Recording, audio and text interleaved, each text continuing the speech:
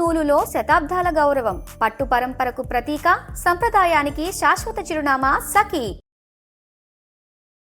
నమస్తే, welcome to Suman TV. నేను పద్మిని. ప్రస్తుతంతో పాటు ప్రముఖ పంచాంగకర్త, వాస్తు జ్యోతిష పండితులు, హస్త సాముద్రిక నిపుణులు మేడికొండూరు విశ్వనాథ్ ప్రసాద్ గారు మనతో పాటు ఉన్నారు. మాట్లాడదాం. నమస్కారం అండి. ఓం మాతా పితృగురుభ్యో నమః.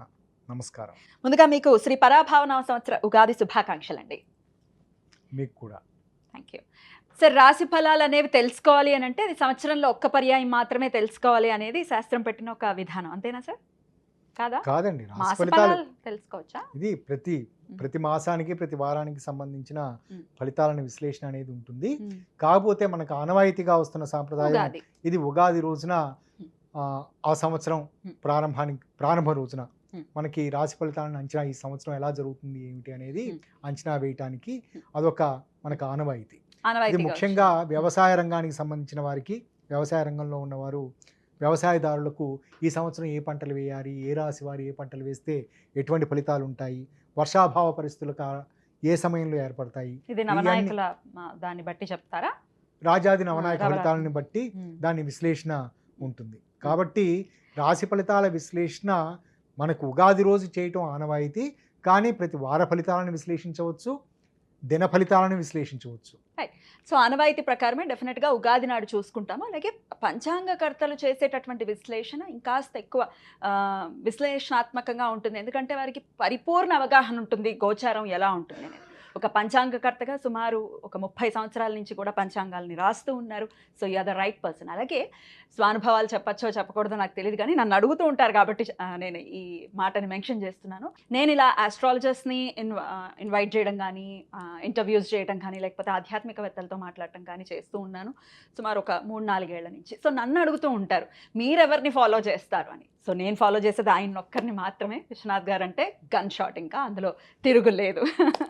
ఆయన ప్రొడిక్షన్స్ అందించారు అని అంటే ఇంక తిరుగులేదు. నాకు సుమారు 10 ఏళ్ల నుంచి అనుబంధం ఉంది ఆయనతోటి. Sir thank you so very much. ఇదివరకు రోజుల్లో జెమినీ టీవీలో ప్రత్యేకంగా మీరు ఈ రాశి ఫలితాలని చాలా విస్తృతంగా అందించేవారు. మీకు బోల్డ్ అంత ఫ్యాన్ ఫాలోయింగ్ ఉండేది. సో మళ్ళీ ఎన్నాళ్ళ గ్యాప్ ఉంది సార్ ఇప్పటికి? 10 సంవత్సరాల గ్యాప్ తర్వాత నా రిక్వెస్ట్తో మీరు మళ్ళీ ఈ ఉగాది రాశి ఫలితాలని అందించడం కోసం మా ప్రేక్షకుల కోసం ఇచ్చేశారు. అందుకు వారందరి తరపున, నా తరపున ప్రత్యేకమైన కృతజ్ఞతలు సార్.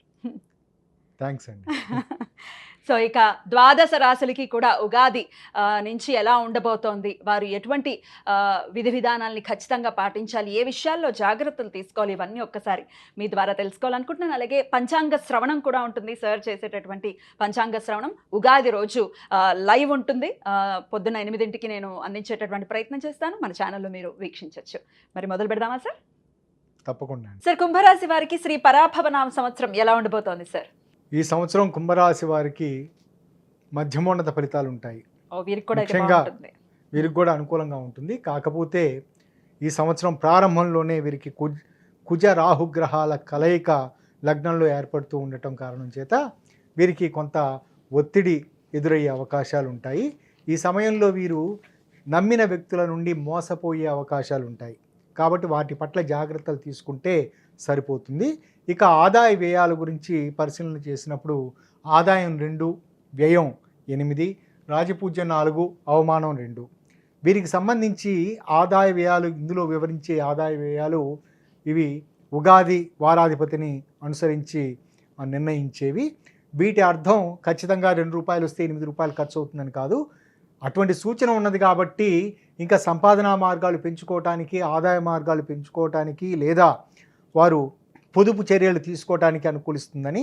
రెండవది రాజపూజ్య అవమానాలకు సంబంధించి దాన్ని చూసుకుంటున్నప్పుడు అవమానం ఎక్కువగా ఉన్నది అంటే ఖచ్చితంగా అవమానపడతారని కాదు, వారి వ్యక్తిత్వాన్ని సరిదిద్దుకోవాలని, ఎదుటి వారికి నొప్పించకుండా ఎదుటి వారి నుంచి ప్రశంసలు పొందటానికి లౌక్యతగా వ్యవహరించాలని సూచన మాత్రమే. ఇక ఈ సంవత్సరం ఈ రాశి ఫలితాలకు సంబంధించి గ్రహ సంచారాన్ని పరిగణలోకి తీసుకున్నప్పుడు ఈ సంవత్సరం గురువు ఈ సంవత్సరం ఈ రాశి వారికి చాలా అనుకూలించే పరిస్థితిలోనే ఉంటుంది. గురుబలం ఉంటుందని చెప్పవచ్చు. జూన్ 1, 2026 వరకు గురువు పంచమ స్థానంలో రజితమూర్తి, ఆ తదుపరి నుంచి 30/10/2026 వరకు 6వ స్థానంలో సువర్ణమూర్తి, ఆ తదుపరి 24/1/2027 వరకు 7వ స్థానంలో రజితమూర్తి.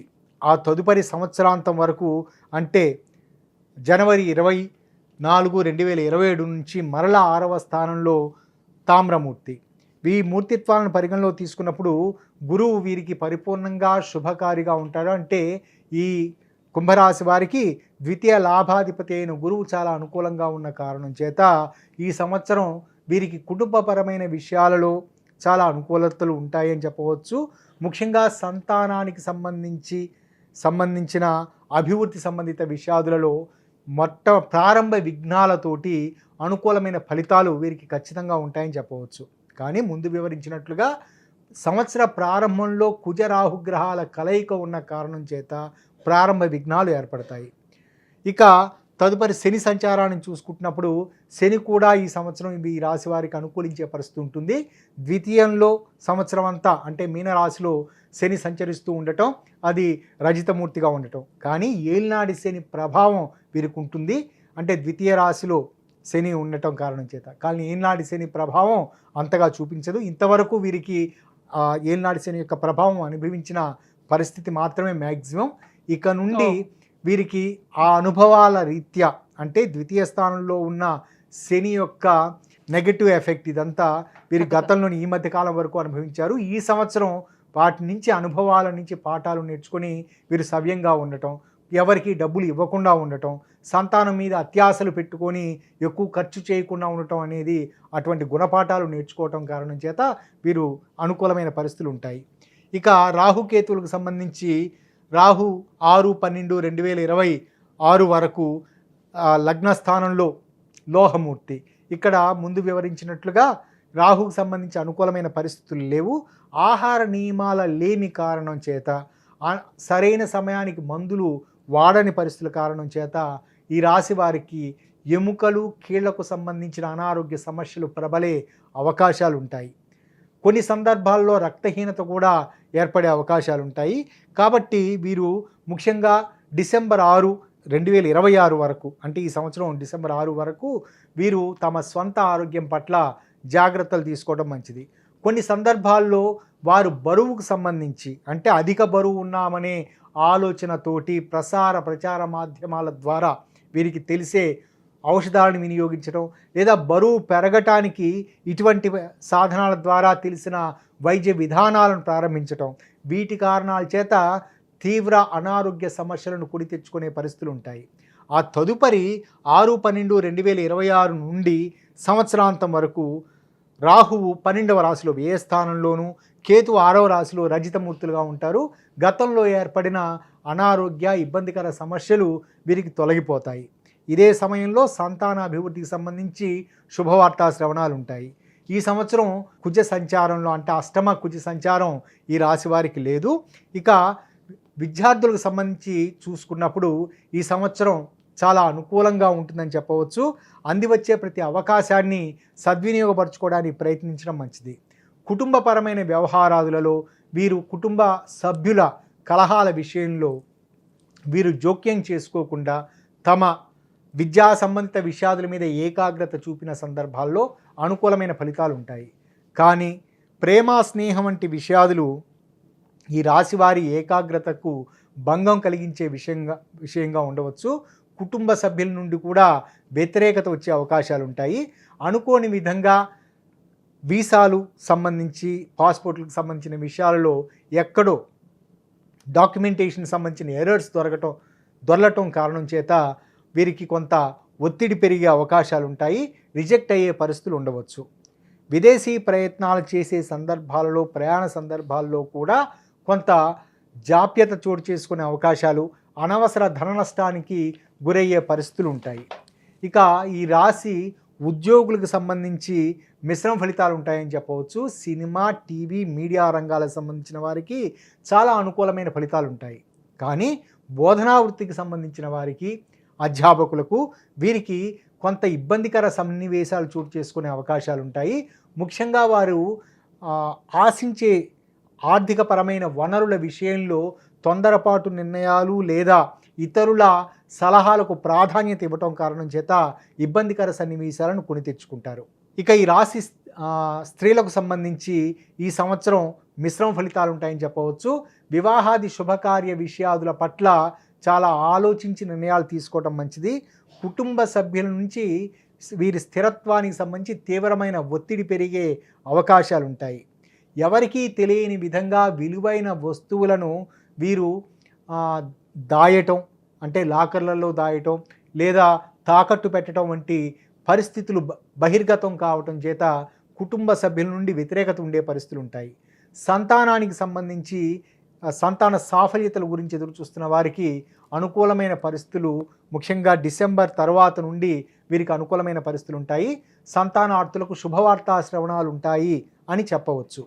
ఇక వ్యాపార రంగానికి సంబంధించి ఈ రాశి వారు చాలా ఆచితూచి వ్యవహరించడం మంచిది. ఫార్మాస్యూటికల్ రంగానికి సంబంధించి, మెడికల్ రంగానికి సంబంధించి, మెడికల్ ఇన్సూరెన్స్ రంగానికి సంబంధించి వ్యాపారం చేయుచున్న వారికి చాలా అద్భుతమైన అనుకూలమైన ఫలితాలు ఉంటాయి.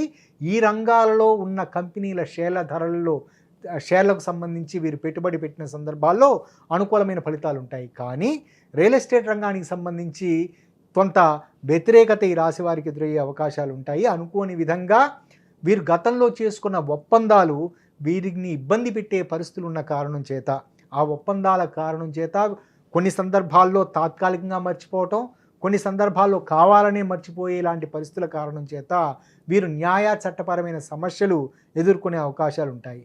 వ్యవసాయ ఉత్పత్తులను దాచి ఉంచటం అంటే నిల్వ చేయటం వీరికి అనుకూలమైన ఫలితాలను ఇస్తాయి. భవిష్యత్తులో వీరికి మంచి ధరలతోటి అవి వారికి లాభదాయకంగా ఉండే పరిస్థితులు ఉంటాయి. నక్షత్రాల వారిగా ధనిష్ఠా నక్షత్రం 3-4 పాదాల వారికి కుంభరాశిలో ఉంటుంది. వీరికి ఆయుర్వృద్ధి. ఈ ఆయుర్వృద్ధి అంటే వీరికి గతంలో ఏర్పడిన అనారోగ్య సమస్యలకు వీరు సరైన ఔషధాలను వినియోగించటం లేదా నూతన వైద్య విధానాలను పాటించటం, వీటి కారణం చేత అనారోగ్య సమస్యలు వీరికి తొలగిపోయే అవకాశాలు ఉంటాయి.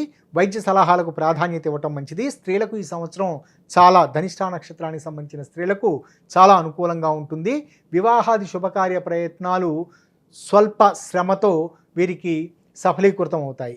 కందాయ ఫలితాల గురించి చూసుకుంటున్నప్పుడు ఈ రాశి వారికి ఈ రాశిలో ఉన్న ధనిష్ఠా నక్షత్రం వారికి 600 అంటే ఇక్కడ కందాయ ఫలితాలు అనేవి ఇవి 3 అంకెలుగా విభజిస్తారు. ఒక్కొక్క అంకె సంవత్సరంలో మొదటి 4 నెలలకు ప్రథమ అంకె, మధ్య 4 నెలలకు రెండవ అంకె, చివరి 4 నెలలకు చివరి అంకె సూచిస్తూ ఉంటుంది. ఇందులో బేసి సంఖ్యలో గనక అంకె ఉన్న సందర్భంలో వారికి మిశ్రమ ఫలితాలు ఉంటాయని, సరి సంఖ్య ఉన్న సందర్భాలలో చాలా అనుకూలమైన ఫలితాలు ఉంటాయని, శూన్యం అంటే 0 ఉన్న సందర్భంలో శూన్య ఫలితాలు ఉంటాయని అంచనా వేయవచ్చు. ఈ సంవత్సరం అధిక మాసంగా జ్యేష్ఠ మాసం ఉన్న కారణం చేత ఇక్కడ ఈ మొదటి కందాయం చైత్రం, వైశాఖం, అధిక జ్యేష్టం, నిజ జ్యేష్టం మరియు ఆషాఢ మాసాలు 5 నెలలను సూచిస్తూ ఉంటుంది. ఇక్కడ మొదటి కందాయం 6 వచ్చిన కారణం చేత ఇది చక్కటి సరి సంఖ్య కావటం చేత మొదటి ఈ ఆషాఢం వరకు వీరికి చాలా అనుకూలమైన ఫలితాలు ఉంటాయని చెప్పవచ్చు. కానీ ఆ తదుపరి 8 నెలలు 0 వచ్చిన కారణం చేత చాలా శూన్య ఫలితాలు ఉంటాయి. ఇందాక ఆరోగ్య సంబంధిత విషయాదుల గురించి ప్రస్తావన చేసిన సందర్భంలో వీరికి అనారోగ్య లక్షణాల నుంచి బయటపడతారని చెప్పారు. కానీ మితిమీరిన ఆత్మవిశ్వాసం కారణం చేత, ఫాలో అప్ లేని కారణం చేత, మితిమీరిన ఆత్మవిశ్వాసంతో సరైన మందులను వినియోగించకపోవటం, వైద్య సలహాలను పాటించకపోవటం కారణం చేత శ్రావణ మాసం నుంచి మరలా వీరికి అనారోగ్య సమస్యలు పునరావృతం అయ్యే పరిస్థితులు ఉంటాయి. అది డిసెంబర్ వరకు వీరిని వేధించే పరిస్థితులు ఉంటాయి.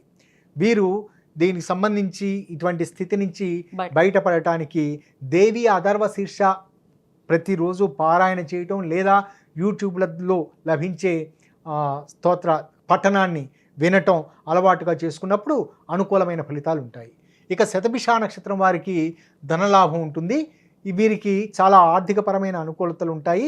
గతంలో ఏర్పడిన ఇబ్బందికర సన్నివేశాలు తొలగిపోతాయి. పూర్వార్జిత పిత్రార్జితాలు వీరికి పరిపూర్ణంగా అనుకూల ఫలితాలను ఇస్తాయి. వీరు దూర ప్రాంతాల్లో పెట్టుబడులు పెట్టడానికి అనుకూలం, విద్యార్థులకు కూడా అనుకూలంగా ఉంటుంది. దూర ప్రాంతాల్లో ఉన్నత విద్యా ఉపాధి అవకాశాలు లాభిస్తాయి. వివాహాది శుభకార్య ప్రయత్నాలు ఈ రాశి స్త్రీలకు స్థిరపడతాయి. కందాయ ఫలితాలను చూసినప్పుడు 1, 1, 2 సూచిస్తుంది. ఇక్కడ 1 బేస్ సంఖ్యలు అయిన కారణం చేత మొదటి 8 నెలలు వీరికి సామాన్యమైన ఫలితాలు, ఆ తదుపరి చివరి 4 నెలలు వీరికి అనుకూలమైన ఫలితాలు ఉంటాయని చెప్పవచ్చు. వీరు ఇంకా మెరుగైన ఫలితాలు పొందటం కొరకు దగ్గరలోని దుర్గాదేవి అమ్మవారి దేవాలయాలను సందర్శిస్తూ ఉండటం, వారికి అక్కడ అమ్మవారికి సంబంధించి అంటే గ్రామ దేవతలు కావచ్చు, దశమహావిద్యలకు సంబంధించిన ఏదైనా దేవతలకు సంబంధించి వీరు కుంకుమని ఆ ప్రాంతంలో అమ్మవారికి నివేదన చేయటం, అమ్మవారికి ఇవ్వటం, అదే కుంకుమని వీరు పెట్టుకోవటం, ఇటువంటి పరిస్థితుల వలన వీరికి మెరుగైన ఫలితాలు ఉంటాయని చెప్పవచ్చు. పూర్వభాద్ర నక్షత్రం వారికి మానసిక పరమైన ఒత్తిడి పెరిగే అవకాశాలు ఉంటాయి. ఎదుటివారు తమని అపార్థం చేసుకున్నారనే భ్రమతోటి వీరు తరచూ మానసిక ఒత్తిడికి లోనయ్యే అవకాశాలు ఉంటూ ఉంటాయి. కేవలం స్వయంకృతాపరాధాల కారణం చేత మాత్రమే వీరికి ఇబ్బందికర సన్నివేశాలు ఉండే పరిస్థితులు ఉంటాయి. కానీ పూర్వభాద్ర నక్షత్రం వారు ఆహార నియమాల ఉల్లంఘన కారణం చేత, కలుషిత ఆహారం, కలుషిత నీటి సేవనాల కారణం చేత తీవ్రమైన అనారోగ్య సమస్యలను ఎదుర్కొనే పరిస్థితులు ఉంటాయి.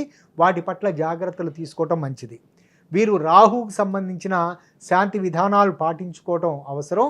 ముఖ్యంగా వీరు దుర్గా అమ్మవారికి సంబంధించి శాంతి విధానాలు చేసుకున్న సందర్భాలలో దుర్గా సప్తశతి పారాయణ ప్రతిరోజు చేయటం లేదా వినటం అలవాటు చేసుకున్నప్పుడు అనుకూలమైన ఫలితాలు ఉంటాయి. కందాయ ఫలితాలను చూసుకుంటున్నప్పుడు 4, 2, 4 ప్రాథమంగా వీరికి 4 అంటే ఇది సరి సంఖ్య, 3 సరి సంఖ్యలే వచ్చాయి. 3 సరి సంఖ్యలో వచ్చాయి కాబట్టి ఈ సంవత్సరం వీరికి చక్కగా నల్లేరు మీద బండి నడకలాగా చక్కగా ఉంటుందని చెప్పవచ్చు. ఇవి ఈ కుంభరాశి వారికి సంబంధించి ఈ సంవత్సరపు రాశి ఫలితాలు. అద్భుతంగా తెలియజేశారు సార్, కృతజ్ఞతలు. ఇక నెక్స్ట్ వీడియోలో మీనరాశి గురించి తెలుసుకుందాం. నమస్కారం సార్. నమస్కారం.